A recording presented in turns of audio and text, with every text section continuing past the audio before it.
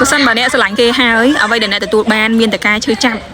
នៅជាមួយគេហើយវាធ្វើឲ្យអ្នកឈឺចាប់មានតែទឹកភ្នែកមានអារម្មណ៍ថាខ្លួនឯងអន់ខ្លួនឯងគ្មានតម្លៃអ្នកត្រូវប្រញាប់ដើរចេញភ្លាមទោះបីជាការដើរចេញរបស់អ្នកវាធ្វើឲ្យអ្នកឈឺចាប់ខ្លាំងប៉ុណ្ណាក៏ដោយតែសូមកុំខ្លាចហើយអ្នកត្រូវតែក្លាហាននៅក្នុងការក្រោកឈរសារជាថ្មីក្លាហាននៅក្នុងការការពារចិត្តការពារបេះដូងនិងតម្លៃរបស់អ្នក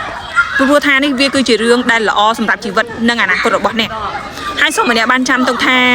ជីវិតរស់នៅដែលអត់មានគូវាប្រសើរជាងការដែលយើងទ្រាំរស់នៅជាមួយនឹងដៃគូដែលហេងសយដៃគូដែលផ្ដល់តែការឈឺចាប់ផ្ដល់តែទឹកភ្នែកឲ្យយើងរាល់ថ្ងៃបែបហ្នឹងហើយជាចុងក្រោយឌីវ៉ាចង់ផ្ដាំថាបើសិនជាអ្នកមិនចង់ឲ្យខ្លួនឯងជួបនឹងការឈឺចាប់បែបនេះអ្នកត្រូវឈប់រំពឹង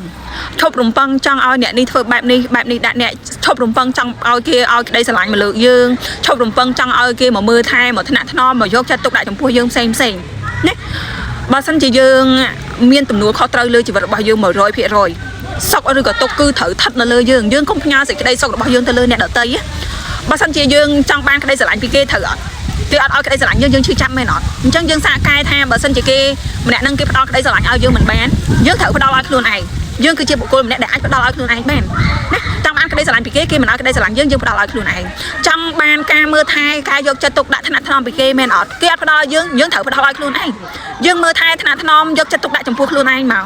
ចាដោយឈប់ទៅរំពឹងពីអ្នកណាទៀតចានៅពេលដែលយើងជាបុគ្គលម្នាក់ដែលអាចផ្ដល់ឲ្យខ្លួនឯងបានគ្រប់បែបយ៉ាងដែលអាចចេះស្រឡាញ់ខ្លួនឯងបានបែបនេះដែលមានទំនួលខុសត្រូវលើជីវិតខ្លួនឯងពេញ 100% បែបនេះគឺយើងនឹងមិនងាយនៅក្នុងការជួបនៅការជឿចាប់ឡើយ